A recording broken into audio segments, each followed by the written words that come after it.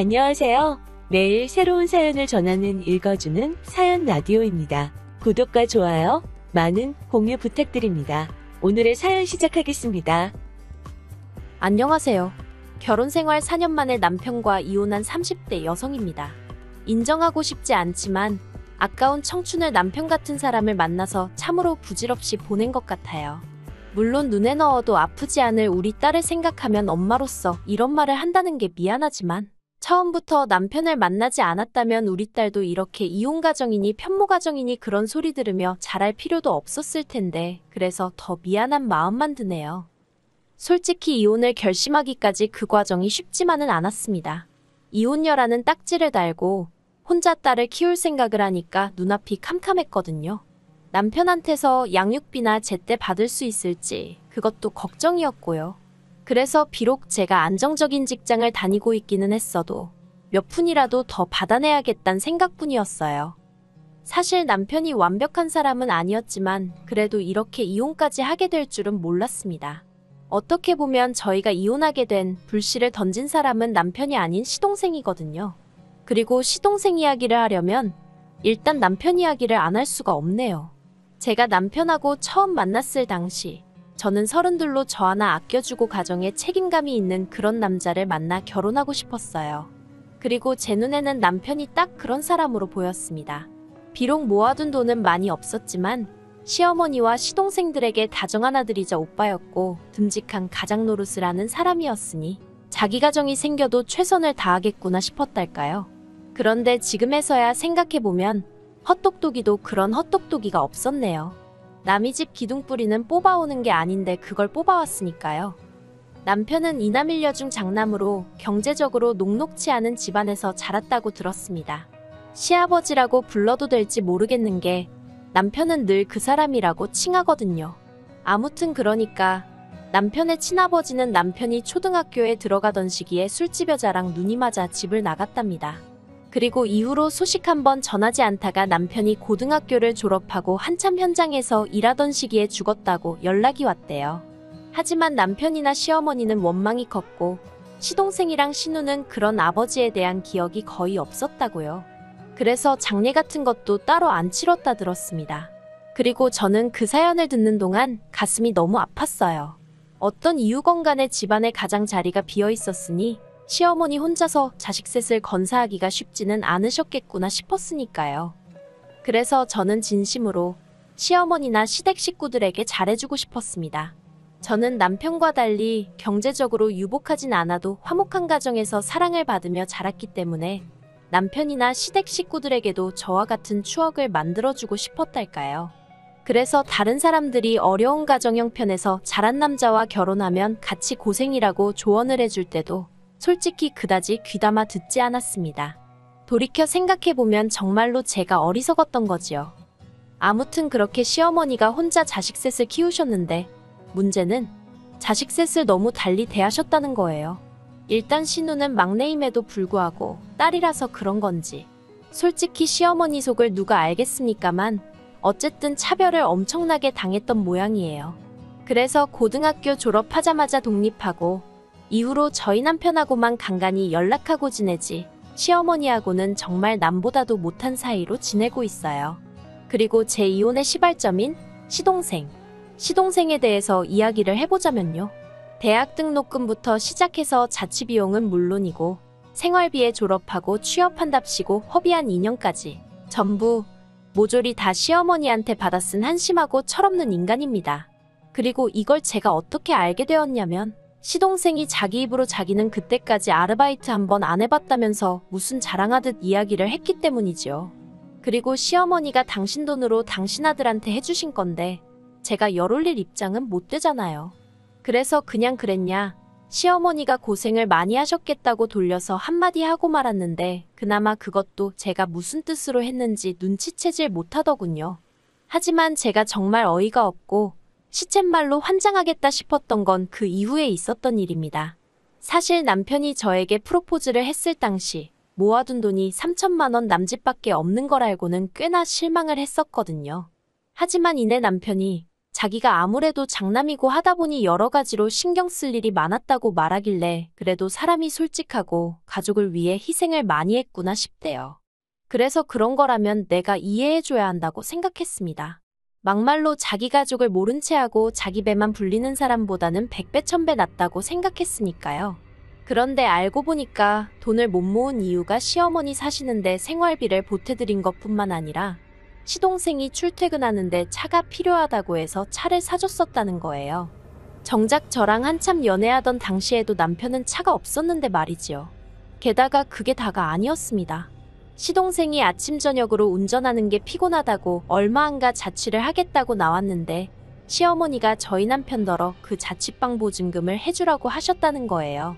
그리고 바보 같은 남편은 자취방 보증금은 계약이 끝나면 돌려받을 돈이니까 괜찮다고 생각해서 해줬다대요. 이런 내막을 알고 나니까 젊어서부터 고생 많이 하신 불쌍한 시어머니라고 생각해서 저희 결혼할 때 단돈 100만 원도 안 보태주셨어도 불만 같은 거 전혀 없었는데 갑자기 대학도 못 간 아들이 새벽부터 밤늦게까지 현장에서 벌어온 돈 등골까지 빼다가 작은 아들한테 몰아주신 속도 없는 시어머니로 보이기 시작했고 그러니 괜히 원망스럽고 그렇더라고요. 그런데 이런 제 속내를 알 리가 없으셨던 시어머니는 저에게 여러 가지로 기대하시는 바가 많으신 눈치였어요. 그리고 저는 결국 그래 시어머니도 당신 나름의 사정이 있으시겠지 생각하고 기왕 한 가족이 되었으니 내 할 도리는 하면서 잘해야겠단 마음으로 시간이 날 때마다 그때그때 사정에 맞게 최선을 다해 챙겨드렸습니다. 이건 시어머니도 인정하시는 바이고 남편도 몇 차례나 저에게 고맙다고 말했을 정도니까 저만의 착각이 아니에요. 몇 가지 일례로 신혼 때 남편이 없는데도 무턱대고 저희 집에 오셔서 주무시고 가시겠다 하셨을 때도 자식들 다 내보내고 나니 외로우셔서 저러신가 보다고 그래서 싫다 좋다군 소리 없이 며칠이고 방 하나 내드렸고요. 연락도 없이 친구분들 모시고 오셔서는 여기가 당신 큰아들 집이라며 저한테 차상 좀 내오라 과일 좀 깎아라 하실 때도 시어머니 기 살려드린다 생각하면 이까진 일이 대수냐 싶어서 내내하고 시키는 대로 해드렸어요. 그리고 이후로도 생신이며 명절이면 없는 살림에 빠듯한 생활비 쪽에서 여행도 모시고 다니고 그 맏며느리 자리가 뭐라고 그래도 어디 가서 시어머니가 아들 며느리 이야기할 때 부끄럽지 마시라고 나름대로 최선을 다해서 모셨네요. 그런데 얼마 전 남편 생일이라 온 가족이 모인 자리에서 시어머니가 잠깐 자리를 비우셨을 때였어요. 시동생이 저더러 이제 자기도 돈 좀 벌고 하니까 시어머니 앞으로 경차라도 한 대 뽑아드릴까 생각 중이랍니다. 아무리 경차라고 해도 한두 푼 드는 게 아닐 텐데 대단하네 싶어서 그러냐고 잘 생각했다고 그랬어요. 그런데 시동생이 자꾸 저 아닌 제 남편 눈치를 살피는 것 같아서 무슨 꿍꿍이가 있나 싶더라고요. 그래서 식사가 끝나고 가족들이 다 각자 자리를 일어선 후에 제가 남편더러 아까 시동생이 눈치를 주는 것 같던데 뭐였냐고 물었네요. 이때만 해도 솔직히 분위기도 나쁘지 않았고 저도 남편한테 장난처럼 떠보듯이 물어본 거였어요. 그런데 남편이 신경질적으로 시동생이 경차해준다는 게 저희더러 같이 하자고 그런 거랍니다. 자기 반 저희 반에서 해드리자는 거였다나요? 어이가 없어서 그걸 왜 우리가 보태냐고 물었어요. 경차나마나 어머님 돈으로 이제껏 놀고 먹고 공부까지 다 한 게 누군데 그 덕으로 취직까지 했으면 자기나 조용히 알아서 선물을 하던지 하면 되지. 왜 우리더러 반을 보태라고 하느냐고 안 된다고 했습니다. 그리고 막말로 내가 사드리면 사드렸지. 시동생 효도하는데 무슨 좋은 일 시킨다고 꼽사리 껴서 반 보태고. 그렇게는 하기 싫다고 했지요. 그러자 남편도 제 눈치를 쓱 보더니 알겠답니다. 그리고는 그냥 그렇게 말이 나온 건데 저더러 뭘 그렇게 예민하게 받아들이냐면서 오히려 저한테 핀잔을 주대요. 이후로도 잠들 때까지 어이가 없었지만 그래도 이렇게 얘기가 끝났다 싶어서 저도 더는 왈가왈부하지 않았어요. 그런데 이틀이나 지났나 남편이 저더러 얘기 좀 하잡니다. 그래도 함께한 시간이 있는데 목소리만 들어도 얼굴만 봐도 대충 딱 느낌이 오더라고요. 그리고 아니나 다를까 남편이 한다는 말이 자기가 곰곰이 생각해봤는데 시동생이 효도할 때 같이 하는 게 뭐가 어떻냐입니다. 막말로 우리가 차를 사드릴 형편이 되는 것도 아닌데 이참에 같이 효도하면 오히려 좋은 거 아니냐대요. 그래서 제가 그러니까 왜 이 시점에 뜬금없이 어머님한테 차를 사드려야 하는 거냐고 따졌어요. 그랬더니 그 연세 되도록 자기 차 한 대 못 가져본 사람이 저희 시어머니밖에 없을 거라면서 저더러 시어머니가 지하철 타고 버스 타고 아들네 오는 걸 보면 가슴 아프고 그러지 않냐입니다. 정말 황당하기 짝이 없더라고요.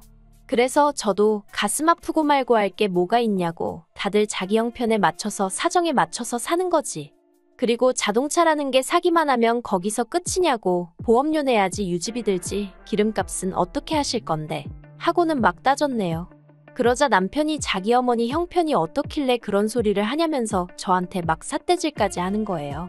그리고 그런 남편의 모습을 보고 있자니 진짜 깝깝하고 열받고 어처구니도 없고 저 인간은 속도 없나 싶어서, 당신은 그렇게 어머님한테 뒷바라지는커녕 제대로 된 대접도 못 받으면서 시동생한테 돈도 한 번 뜯겼으면 됐지 또 뜯기고 싶어서 그러냐고, 정말 뭐 느끼는 게 없냐고 화를 냈습니다. 그랬더니 결혼 전에 있던 일이고 못 받아도 자기가 못 받았는데 왜 네가 난리냐면서 오히려 저를 이상한 사람으로 몰아가더군요. 그리고 그 순간 저는 망치로 머리를 한 대 맞은 듯 했습니다. 저는 남편과 제가 평생을 함께할 운명이니까 남편 일이 제 일이고 제 일이 남편 일이라고 생각했으니까요. 그래서 남편의 힘들고 어려웠던 시절마저 제가 감싸주려고 했는데 남편 본인이 저더러 필요 없다고 말한 거나 마찬가지였지요. 그래서 제가 남편더러 그럼 당신 능력으로 경찰을 해드리던지 버스를 사드리던지 마음대로 해라. 대신 앞으로 나는 시댁일에서 신경 끄겠다 했습니다. 나는 친정에 잘할 테니 당신은 당신 집에 잘하라고요. 그랬더니 남편이 자기는 일 때문에 바빠서 그렇게는 못한답니다. 그래서 그건 당신 사정이지 하니까 남편이 저더러 너는 맏며느리잖아 하고는 소리를 빽 지르는 거예요. 그리고 그 순간 이 인간은 내가 뼈 빠지게 며느리 도리하는 건 좋으면서 어쩌다 내 목소리 한 번 내는 건 용납이 안 되는가 보다 싶은 게 더는 이렇게 살면 안 되겠다 싶대요. 그래서 제가 남편에게 그럼 나는 이 집에서 뭐냐고, 어머님 비위나 맞춰드리는 사람이냐고, 그런 거면 더는 그 짓거리도 못하겠다고 이혼하자 했습니다. 그랬더니 남편도 한다는 소리가 그까짓 거 경차 돈반 보태는 거 1000만 원이면 뒤집어 쓸 건데 그깟 돈 때문에 집안 분란을 일으키고 시어머니 가슴에 대못을 박았다면서 자기야말로 저랑은 못 살겠답니다. 저한테 너무 실망했다나요. 그리고는 한다는 소리가 이혼 소리는 제 입에서 먼저 나왔으니까 제가 위자료를 줘야 된대요.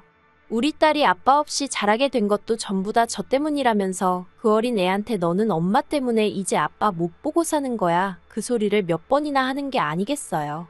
정말 또라이도 저런 또라이가 있나 싶어서 결국 그 길로 애 데리고 친정으로 나왔습니다.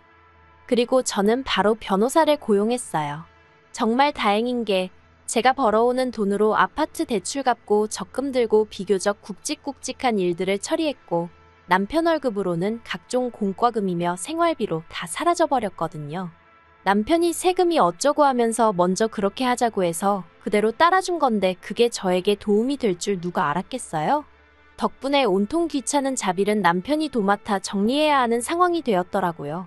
그 꼴을 보는데 얼마나 고소하던지. 그리고 결론부터 말하자면 결혼 생활 기간이 4년이라서 많이는 아니지만 그래도 위자료 500 받아냈습니다. 그리고 아이 양육비는 남편이란 작자하는 꼬락서니를 봤을 때 절대로 매달 받아낼 수 있을 것 같지가 않더라고요. 그래서 아파트 대출이 많이 남아있긴 했지만 그래도 양육비를 일시에 받는 셈치고 아파트를 제가 갖기로 하고 이혼했어요. 솔직히 부동산의 어두운 남편은 이 아파트가 얼마나 가치가 있는지 모르니 당장 매달 양육비니 뭐니 안 나간다 생각하니까 좋았나 봐요. 제가 먼저 이렇게 하자 하니까 오히려 저를 바보 취급하면서 좋다고 사인하더라고요. 저렇게 어리석고 셈의 어두운 사람인 줄 모르고 그저 순하고 착하고 가족애가 넘친다고 좋아했던 제가 머저리였네요. 그리고 마침내 법적으로 남남이 되기 며칠 전 어머님께 전화가 걸려왔었어요. 어머님은 그래도 여자가 남자 없으면 고생이라고 저더러 참고 살라셨지만 제가 막말로 친정이 없는 것도 아니고 그렇다고 직업이 없는 것도 아니고 뭐 한다고 정신 빠진 인간 뒤치다꺼리나 해가면서 돈 벌고 애 키우며 살겠습니까? 어머님께 이런 전화도 이제 하지 마시라 불편하다 정중히 말씀드렸네요. 수화기 너머로 어머님 우시는 소리를 들으니까 마음이 편치 않았지만 남편 말대로 제 어머니도 아니고 남인데 뭐 그런 것까지 제가 신경을 쓰나 싶어서 제가 먼저 전화 끊었어요. 솔직히 저는 똥 밟은 거고요. 남편은 지발로 복을 걷어찼다고 생각해요. 이제 남편이란 작자는 보나마나 다시 매일같이 죽어라 돈 벌어서 남 좋은 일이나 시키며 살겠지요. 지 복대로 사는 거라 하니 제가 뭐 해줄 말이 없네요. 저는 이제 인생 2막을 시작해보려고 합니다. 똥 한 번 밟아봤는데 설마 2번 밟겠어요? 조심 또 조심하면서 살아보려고요. 그러면 좋은 날이 오겠지요. 긴 이야기 들어주셔서 감사합니다. 오늘의 사연은 여기까지입니다. 구독과 좋아요, 알람 설정해주시면 앞으로 더 좋은 사연으로 찾아오겠습니다. 감사합니다. 안녕하세요. 매일 새로운 사연을 전하는 읽어주는 사연 라디오입니다. 구독과 좋아요, 많은 공유 부탁드립니다. 오늘의 사연 시작하겠습니다. 안녕하세요. 이제 막 돌진한 아들 하나를 키우고 있는 여성입니다. 지금도 그때를 생각하면 손이 부들부들 떨리는데 제가 오늘 하려고 하는 이야기는 돈에 환장한 저희 시어머니와 신우에 대해서입니다. 사실 돈 안 좋아하는 사람이 어디 있겠어요? 저도 잘 먹고 잘 살고 싶은 사람으로서 돈 좋아합니다. 하지만 모든 일에는 정도가 있는 법이고 상식이 기준이 되어야 하지 않나요? 그런데 저희 시어머니와 신우는 그런 건 안중에도 없고 오로지 자기들 주머니에 돈이 들어오는 것만 중요한 사람들이었어요. 솔직히 남편 하나 보고 결혼한 건 맞지만 시댁 식구들이 이 정도로 개차반인 줄 진작에 알았다면 아무리 남편이 좋은 사람이라도 결혼하지 않았을 겁니다. 정말 지금도 심장이 벌렁벌렁 거리네요. 남편하고는 우연히 알게 되어 몇 년 동안 좋은 오빠 동생으로 지내다가 어느샌가 남녀 사이로 발전한 케이스예요. 사귀자고 말을 꺼낸 건 남편이긴 하지만요. 아무튼 둘 다 운동을 좋아한다는 공통점이 있어서 대화도 잘 통했고 그래서 2년 정도의 연애 기간 동안 별탈 없이 무르르듯 원만한 시간을 보냈습니다. 그러다 남편 나이 33, 제 나이 32의 부부의 연을 맺게 되었지요. 남편은 제약회사 영업직이고 저는 학원에서 아이들을 가르치는 선생님이에요. 그래서 솔직히 말하자면 둘 다 아주 안정적인 직장은 아닙니다. 그나마 남편은 또래 직원들에 비해서 실적이 좋은 편이고 저는 저대로 나름 인근 학교 학생들 사이에서 이름난 강사였거든요. 그래서 결혼 당시에는 둘 다 모아둔 돈도 어느 정도 있었고 한마디로 당장에 걱정이 없었지요. 그런데 결혼 준비를 하면서 주변 사람들 이야기를 들어보니까 아기가 생기면 아기한테 들어가는 돈이 기하급수적으로 늘어난다고 하더라고요. 저도 물론 학원가에서 일하면서 사교육비라던가 그런 게 얼마나 비싼지 누구보다 잘 알고 있기는 했지만 솔직히 아기한테도 그렇게 큰 돈이 들어갈 줄은 몰랐답니다.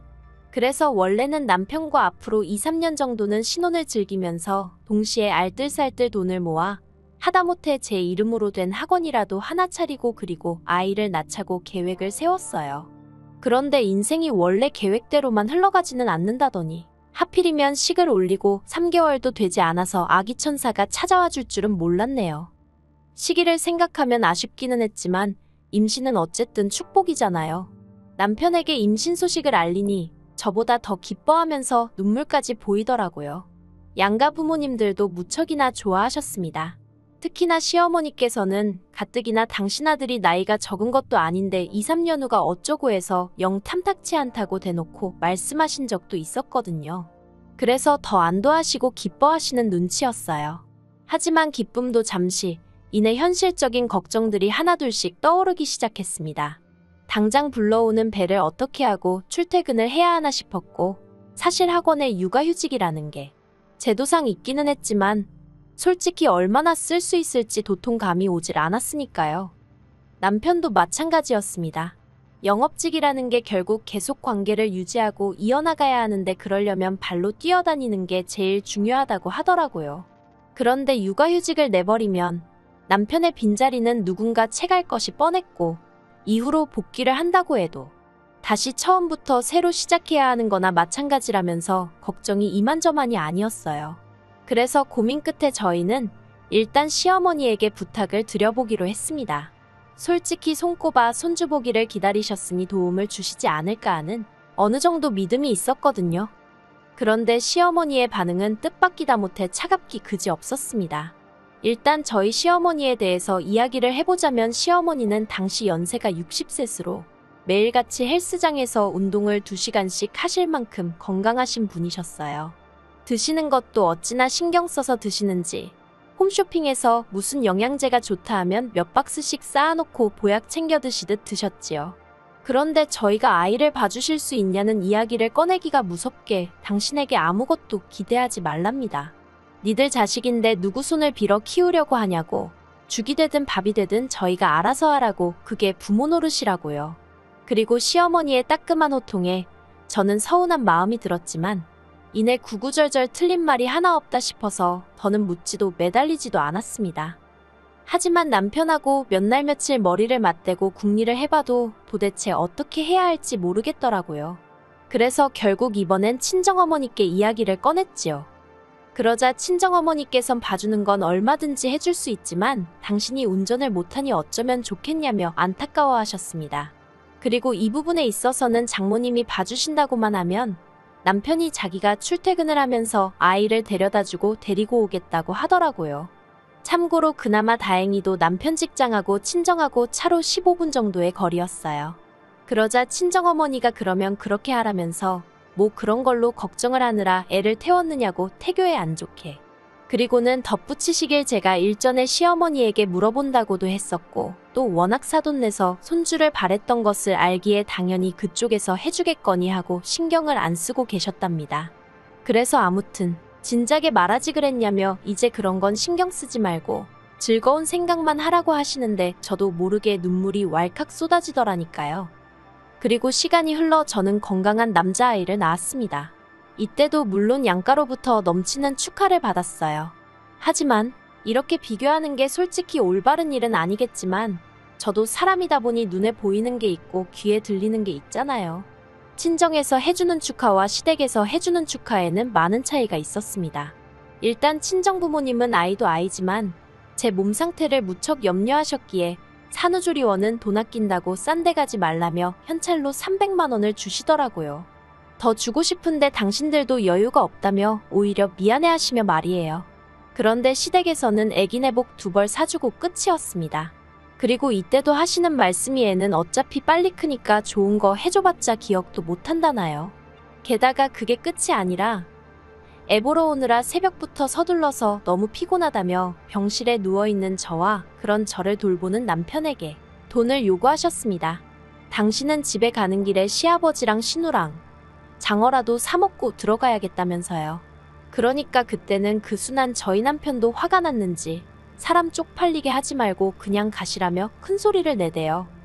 친정부모님 덕분에 2주에 500만 원짜리 제 기준에서는 정말 럭셔리한 산후조리원에서 몸을 추스리고 그렇게 집에 돌아왔습니다. 그리고 학원원장의 배려라고 해야 할지 한 달 정도의 휴가를 받아 제 예상보다 좀 더 휴식을 취할 수 있었지요.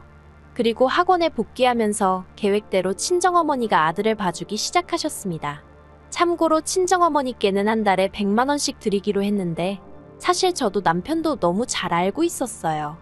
애 봐주는 소위 이모님들 시세에 비하면 터무니없이 적은 돈이라는 걸요. 하지만 친정어머니는 물론이고 친정아버지도 오히려 손자랑 시간을 보내게 돼서 좋다며 돈은 무슨 돈이냐고 절대로 안 받겠다 하시는 걸 설득하여 간신히 100만 원으로 합의를 봤네요. 대신 남편에게는 미리 당신이 알다시피 친정부모님이 너무 적은 돈을 받겠다 하시니 두 분 생신이나 명절에 용돈을 좀 더 넉넉히 챙겨드리겠다고 했습니다. 남편도 흔쾌히 그렇게 하라고 했고요. 그리고 이후로 한동안은 아무런 문제가 없었어요. 남편이 시댁 식구들 앞에서 그 이야기를 하기 전까지는 말이지요. 그날은 시어머니의 생신이라서 저희 애도 데리고 시댁에 갔습니다. 그런데 시어머니께서 저희 애를 보자마자 애가 왜 이렇게 말랐냐며 피죽도 못 얻어먹은 것 같다고 그러시는 거예요. 참고로 당시 태어난 지 7개월이었고 체중은 9kg 가까이 나가고 있었습니다. 또래 평균치보다 많이 나가면 나갔지 절대로 적은 수치가 아니었어요. 그리고 남편도 그런 시어머니의 말도 안 되는 억지가 어이가 없었는지 애를 무슨 천하장사로 만들 것도 아니고 이상한 말 좀 하지 마시라며 면박을 주대요. 그리고는 남편이 장모님이 얼마나 애를 잘 봐주시는지 아냐고 먹는 것도 그렇고 입는 것도 그렇고 장모님 없었으면 정말 큰일 날 뻔했다면서 시어머니를 슬며시 흘겨보는 걸 제가 봤어요. 그러니까 시어머니가 니네가 돈을 한 200씩은 주냐 하셨고 남편이 200은 무슨 100밖에 못 드려 하고는 대답을 했는데 한마디로 그게 낚시였던 거예요. 시어머니가 눈을 진짜 튀어나오겠다 싶을 만큼 동그랗게 뜨시더니 아니 무슨 손잡아주면서 진짜 돈을 받냐고 화를 내셨습니다. 그리고는 저희더러 니들 나한테 부탁할 때는 돈 얘기는 안 했잖냐? 하시대요. 아니 돈 이야기 할 틈을 안 주신 건 시어머니셨는데 말이지요. 남편이 그런 시어머니더러 그럼 당연히 돈을 드려야지 안 드려? 일주일에 5일씩 애를 봐주시는데 엄마는 아예 봐줄 생각도 없었으면서 이제 와서 왜 난리야? 하고는 순식간에 서로 간의 오가는 언성이 높아졌습니다. 그리고는 시어머니 생신이고 뭐고 남편과 저는 먼저 집으로 돌아갔지요. 그런데 이튿날 시어머니에게서 연락이 왔습니다. 당신이 곰곰이 생각을 해봤는데 친정에다가 100만 원씩 주고 애를 맡길 거면 차라리 당신에게 맡기랍니다.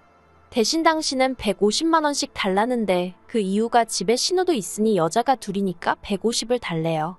어이가 없었지요. 제 입장에선 여자가 둘이건 셋이건 간에 친정어머니가 제일 믿음이 가고 편했으니까요. 그래서 이제 와서 그렇게 하는 건 아닌 것 같다고 딱 잘라 말씀드렸습니다. 제 입으로 말하기 부끄럽지만 저희 애에 대해서는 친정어머니가 전문가라고 해도 될 만큼 이제 많은 걸 알고 계시고 애도 저희 친정어머니랑 보내는 시간에 적응을 한 상황인데 갑자기 어머님한테 맡기는 건 여러 가지로 아닌 것 같다고요. 하지만 시어머니는 당신의 고집을 쉽게 꺾지 않으셨어요. 비싸서 그러냐면서 그러면 100만 원만 받을 테니 대신 저희가 친정에 하듯이 애를 시댁에 데려다주고 데리고 가라는 거예요. 그런데 시댁은 저희 집에서 정반대 방향이고 남편도 저도 그쪽으로 출퇴근을 하지 않거든요. 그래서 정말 안 된다고 거듭해서 거절을 했어요. 그런데도 시어머니는 포기하지 않고 급기야 신우랑 번갈아가며 매일같이 저에게 전화를 걸어왔고 견딜 수 없던 저는 두 사람의 전화는 아예 무시하기에 이르렀지요. 남편이라고 가만히 있었던 것도 아니에요. 남편도 시어머니한테 정말 왜 이러시냐고 체면 좀 지키시라고 어지간히 듣기 싫은 소리를 해댔다는 걸 저도 몇 번이나 보고 들었으니까요. 그리고 그렇게 시어머니와 신경전이라고 해야 할지 전쟁이라고 해야 할지 아무튼 그렇게 한 달 가까이 시간이 지나자 어느 순간부터 시어머니한테 연락이 오지 않는 것 같았고 저는 이렇게 상황이 마무리되는가 보다 했습니다. 시어머니가 포기하셨구나 싶었지요. 그런데 그게 아니었습니다. 학원에서 한참 수업을 하고 있는데 친정어머니한테 전화가 왔어요. 친정어머니는 제 학원 스케줄을 잘 알고 계셨기 때문에 웬만한 일이 아니고서는 절대로 제 수업 시간에 전화를 하시는 일이 없으시거든요.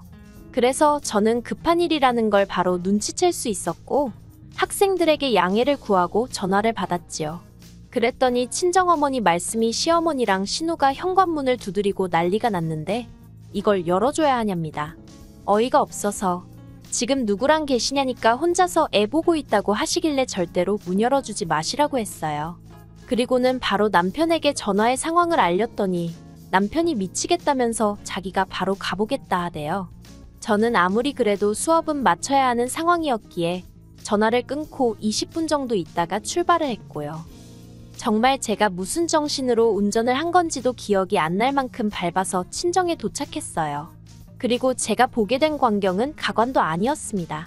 남편이 먼저 도착해 어느 정도 상황이 정리가 되었던 걸 감안하더라도 친정어머니는 제 아들을 끌어안고 벌벌 떨고 계셨고 시어머니와 신우는 문을 삭히지 못하고 있었어요. 제가 도대체 이게 다 무슨 행패냐고 소리를 질렀더니 시어머니가 네가 먼저 내 연락도 안 받고 무시하지 않았냐며 할머니가 손자 데리러 왔는데 무슨 문제라도 있냐입니다. 어이가 없어서 제가 남편한테 당장 이 상황을 어떻게든 해결하라고 소리를 질렀어요. 그러자 남편도 알겠다면서 시어머니더러 이러면 경찰 부르는 수밖에 없다고 제발 적당히 좀 하라고 아주 읍소를 하더라니까요.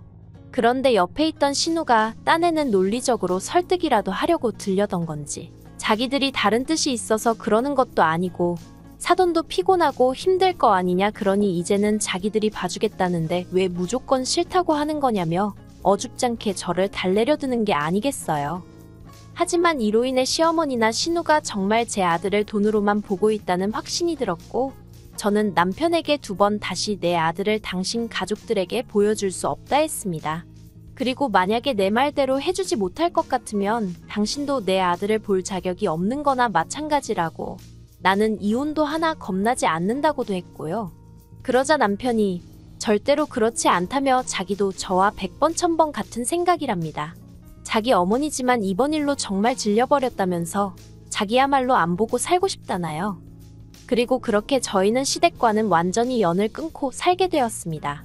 그래서 지난 돌 때도 부르지 않았는데 이제 저나 남편은 물론이고 친정어머니도 자기들 연락을 받지 않으니 어떻게 알아낸 건지 저희 친정아버지 회사로 전화를 했더라니까요. 물론 친정아버지께서는 이미 이 내막을 다 알고 계셨기 때문에 아무리 사돈이라고 해도 이렇게 막무가내로 나오시면 법대로 할 수밖에 없다고 단호히 말씀하셨던 모양이에요. 정말이지. 저는 시부모님도 신우도 다 저희 남편처럼 차분하고 상냥하고 좋은 사람들일 거라고 생각했는데 막말로 그깟 100만원, 150만원이 뭐라고 이렇게까지 일을 키운 건지 모르겠습니다. 시어머니께서는 저더러 당신 손자를 빼돌렸다며 고소를 하겠다고 저에게 장문의 문자를 보내셨던데 아니 엄마가 아들 키우는 게 언제부터 며느리가 손자를 빼돌린 게 되는 세상이 된 건지 모르겠습니다. 도대체 저희 시어머니는 어떤 세상에 살고 계신 건지 이해가 안 되네요. 솔직히 언제까지 이렇게 살 수 있을지 모르겠습니다. 애가 커가다 보면 할머니 할아버지라는 개념도 알게 될 테고 그러면 궁금해하지는 않을까요? 그리고 남편은 남편대로 나이 들어가는 장인 장모님을 보다 보면 자기 부모님도 생각이 날 테지요. 언젠가 그런 때가 오면 저는 어떻게 행동해야 하는 건지 요즘은 그게 가장 걱정입니다. 그래도 일단은 당장의 평화를 지켜가며 행복한 가정을 꾸리는데 집중하고 있어요. 어쨌든 인생은 결국 제 계획대로 흘러가는 것은 아니니까 그저 순간순간 최선의 결정을 내릴 뿐입니다. 긴 이야기 들어주셔서 감사합니다. 오늘의 사연은 여기까지입니다. 구독과 좋아요, 알람 설정해주시면 앞으로 더 좋은 사연으로 찾아오겠습니다. 감사합니다. 안녕하세요. 매일 새로운 사연을 전하는 읽어주는 사연 라디오입니다. 구독과 좋아요, 많은 공유 부탁드립니다. 오늘의 사연 시작하겠습니다. 안녕하세요. 남편과 결혼한 지 이제 반년 된 30대 여성입니다. 남편과는 어느 다른 커플보다도 조용히 무난하게 연애를 해왔기 때문에 결혼 반년 만에 여기 와서 제 이야기를 하게 될 줄은 상상도 못했는데 사실 연애 때는 남편과 저 2사람만 신경 쓰면 됐으니까 설령 갈등이 생기더라도 일이 커질 틈이 없었거든요. 서운한 일이 있으면 그 자리에서 바로바로 이야기하고 오해가 쌓이지 않도록 풀었으면 되었으니까요. 그런데 결혼을 하고 나니까 일단 제 입장에선 남편뿐만 아니라 남편 식구들과의 관계도 신경을 써야 했고 그렇다 보니 계속 상황을 살펴야만 하는 게 여간 힘든 일이 아니었어요. 그리고 남편과의 관계는 뭐랄까 쌍방이 합의가 된 상황이었어요.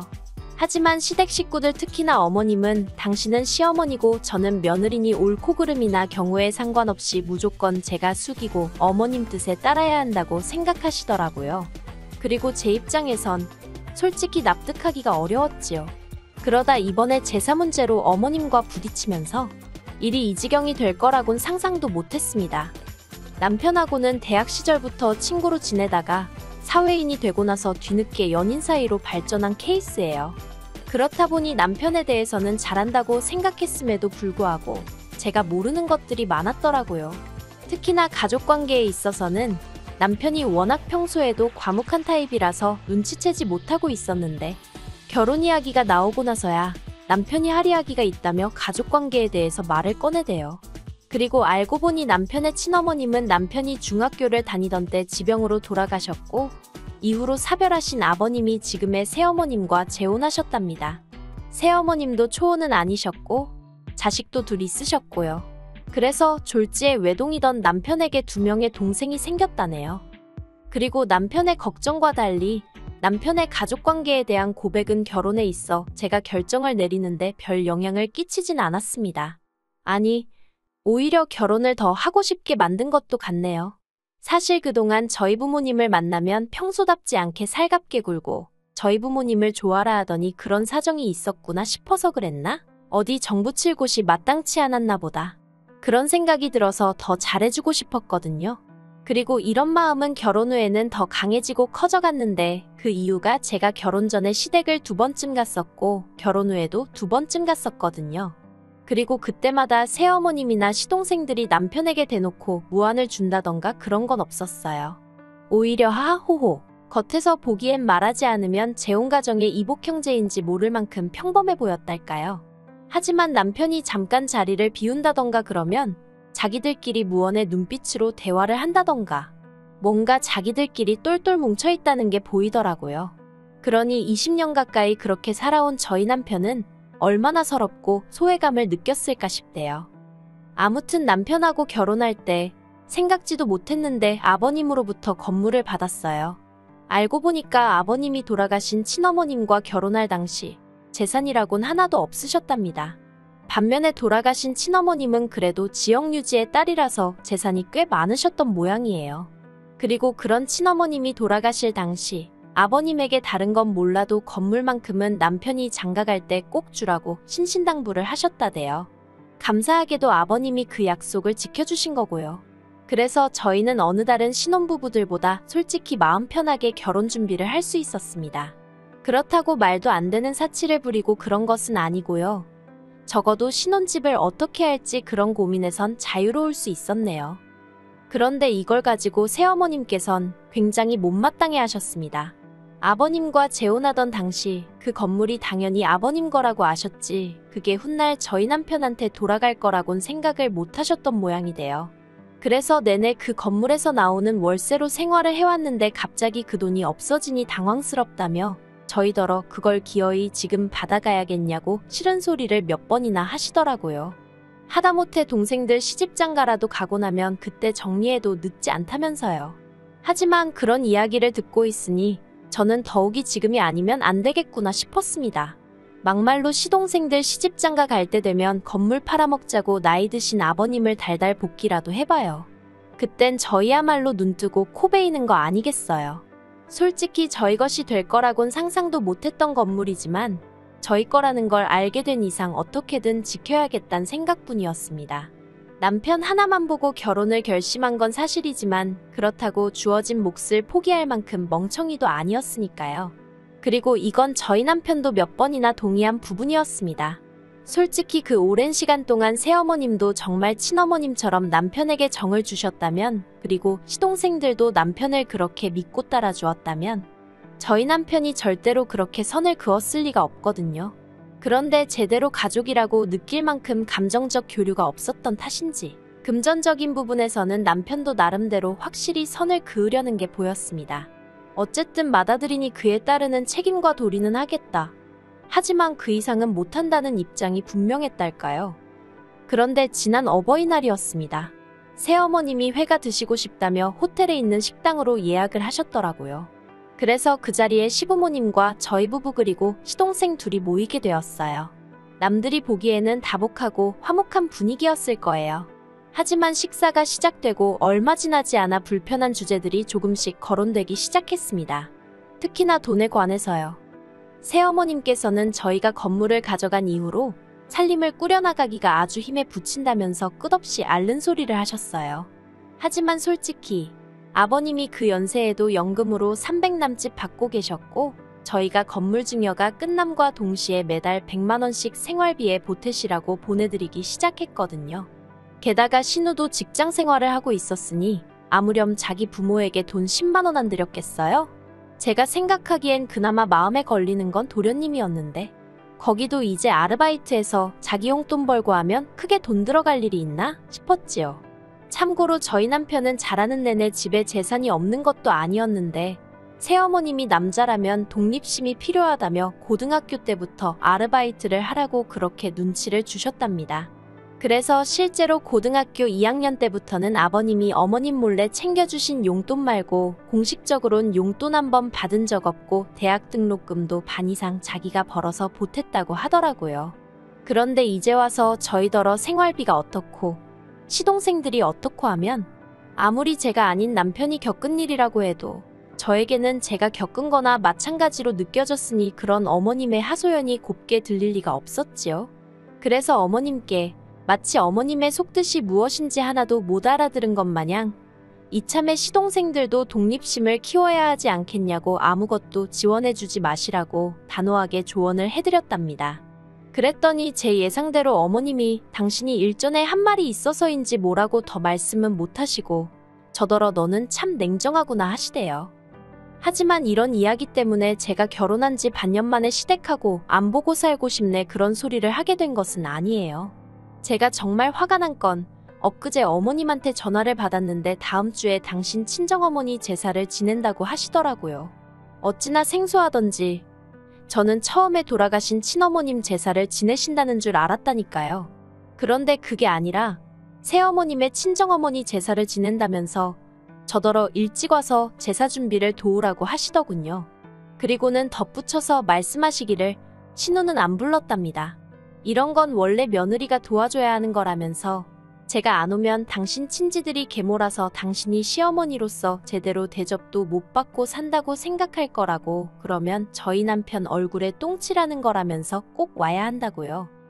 그래서 제가 어머님께 무슨 말씀이신지는 알겠지만 어머님도 아시다시피 저도 직장인이라서 그렇게 시간을 내기가 쉽지가 않다고 했습니다. 그리고 어째서 새어머님 친정부모님 제사까지 제가 해야 하냐 솔직히 납득이 가지 않는다고도 덧붙였지요. 그러자 어머님이 제 남편을 당신이 어떻게 키웠는 줄 아냐면서 저더러 이러는 거 정말 경우 없는 짓이라고 하시는 거예요. 그래서 제가 일단은 남편하고 이야기를 해보겠다 했습니다. 솔직히 만약에 남편이 저더러 한 번만 참고 그렇게 해달라고 하면 해줄 생각이었어요. 결혼할 때부터 시댁일에 관해서는 가능한 남편 마음이 편한 쪽으로 내가 맞춰주겠다는 마음이었거든요. 참고로 남편도 저희 친정부모님한테 정말 친아들급으로 잘해요. 친정아버지도 든든한 사위가 생겨서 너무 좋다 하시고요. 그렇다 보니 제가 시부모님에게 특히나 새어머님께 감정이 좋진 않았지만 그래도 몇 번이나 내가 잘해야지 하는 생각을 하게 되대요. 그런데 남편의 반응은 역시나 제 예상을 크게 빗나가지 않았습니다. 자기는 새어머님이 당신의 친정어머님 제사를 지내셨는 줄도 몰랐다면서 설령 알았다고 해도 가도 자기나 이복동생들이 가는 거고 도와도 신우가 해야지 왜 피 한 방울도 안 섞인 저에게 그러시냐며 신경 쓰지 말라더군요. 자기가 알아서 잘 이야기하겠다고요. 그런 남편의 모습에 괜히 미안하기도 하고 고맙기도 해서 알겠다고 했습니다. 그리고 어머님께는 그래도 못 간다고 직접 말씀드리는 게 매너다 싶어서 문자는 하나 넣었어요.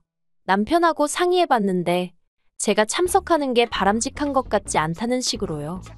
그랬더니 며칠이 흐르고 주말 어머님이 시동생들까지 데리고 저희 집에 연락도 없이 오셨습니다. 부서질 듯 누르는 현관벨 소리에서 이미 어머님이 왜 오셨는지 어느 정도 짐작이 되었다고 해야 할까요? 그나마 다행히 남편도 같이 있었고 솔직히 제가 무슨 죄를 지은 것도 아니니 일단 현관은 열어드렸지요. 이윽고 5사람이 거실에 둘러앉았는데 신우가 한다는 소리가 소파샀냐입니다. 맞아요. 원래는 제가 자취할 때 쓰던 걸 쓰려고 가지고 왔는데 솔직히 건물에서 월세 나오는 거 알고는 남편하고 상의 끝에 소파만 좋은 걸로 바꿨어요. 그래서 그렇다고 하니까 어머님이 건물 가져가니까 세상이 다 니네 거 같지? 그러시는 거예요. 황당해서 무슨 말씀을 그렇게 하시냐니까 저희가 홀딱 건물을 받아서는 당신들은 사는 게 빠듯해졌는데 속이 상해서 그렇답니다. 그러면서 당신이 그 건물을 손에 쥐고 있었어도 제가 제사에 오네 못 오네 소리를 했겠냐는 거예요. 그제서야 어머님이 뭔가 착각을 하셔도 단단히 하고 계시구나 싶었습니다. 그리고 남편이 먼저 나서서 자꾸 건물 이야기 하지 마시라고 하대요. 건물은 돌아가신 친어머니 재산이었고 아버지가 유언에 따라 저에게 넘겨주신 거니 솔직히 새어머니는 거기에 대해서는 이러쿵저러쿵 말씀하시면 안 된다고요. 그러자 새어머님께서 하신다는 소리가 당신이 마음만 먹었으면 그거 진작에 팔아버리고 다 써버릴 수도 있었는데 저희 남편이랑 이복동생들 한번 잘 키워보려고 알뜰살뜰 쥐고 있었던 거라며 그게 다 자기 덕분이라는 겁니다. 듣고 있는데 황당했지요. 거기서 매달 나오는 월세를 그렇다고 모아서 저희 남편을 주신 것도 아니고 20년 가까운 세월 동안 거의 남는 것 없이 받아서 다 쓰시며 사셔놓고는 알뜰살뜰이라는 둥, 지켜준 거라는 둥. 그리고 남편도 저랑 비슷한 생각을 했는지 급기야 웃더니 어머님도 생각보다 재밌으신 분이라며 말을 이어갔습니다.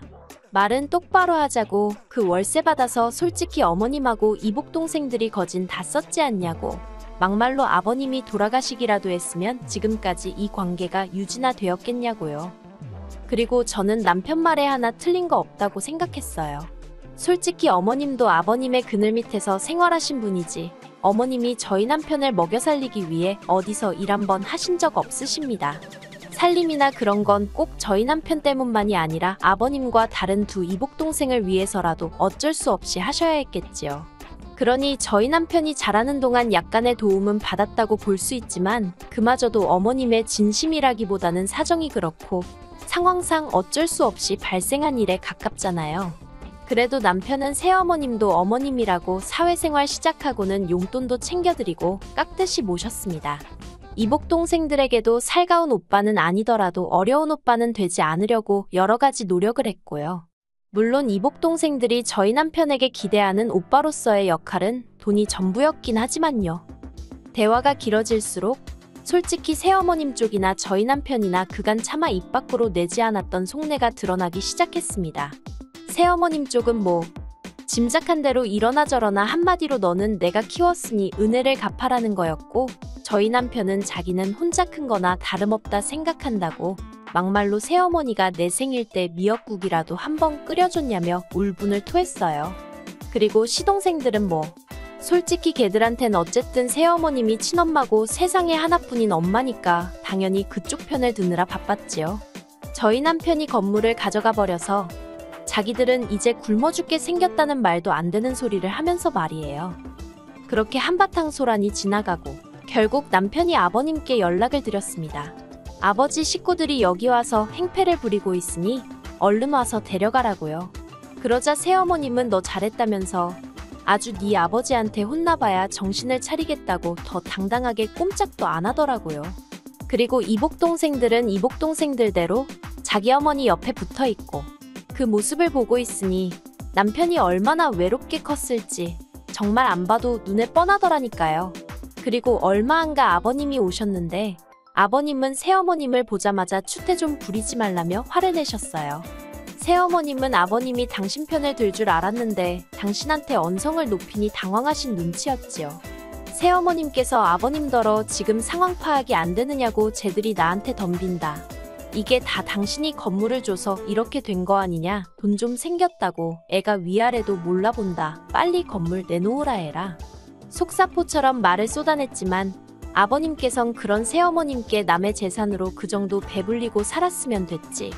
욕심도 사납다고 계속 화를 내실 뿐이었어요. 그리고는 이복 동생들에게도 내 생각에 내가 니들 아버지로서 해줄 만큼은 해준 것 같으니 이제 알아서 독립하려면 독립해라. 정말 무서우리만치 낮은 목소리로 말씀하시대요. 그리고 결론부터 말하자면 일단 지금 새어머님은 찍소리도 못하고 예전처럼 아버님과 살고 계시고요. 이복 동생들도 무슨 약이라도 먹었는지 저희 남편한테 아주 깍듯해졌어요. 하지만 그 속내야 뻔하지요. 신우는 시집 가려면 결혼 자금이 필요하니 그러는 것일 테고 도련님이야 유학을 가고 싶네요 전에 노래를 불러댔으니 뭐 결국은 다시 돈 때문 아니겠어요? 그리고 저희 남편이 그러더라고요. 지켜야 할 게 없을 때는 바보같이 당해주면서 그래도 이게 제일 편한 길이라고 생각을 했대요. 근데 이제 자기에겐 저라는 가족도 생겼고 돌아가신 친어머니가 물려주신 재산도 지키고 싶어서 그렇게 바보같이 살지 않을 거랍니다. 다만 아버님에 대한 남편의 심정은 아직 복잡한 것 같아요. 평생을 원망 아닌 원망을 하며 살았는데 결정적인 순간에 남편의 입장에 서주신 게 남편에겐 여러 가지로 큰 의미였던 것 같거든요. 그리고 저야 뭐 남편이 어느 쪽으로 향하든 같이 따라갈 생각입니다. 긴 이야기 들어주셔서 감사합니다. 오늘의 사연은 여기까지입니다. 구독과 좋아요, 알람 설정해주시면 앞으로 더 좋은 사연으로 찾아오겠습니다. 감사합니다.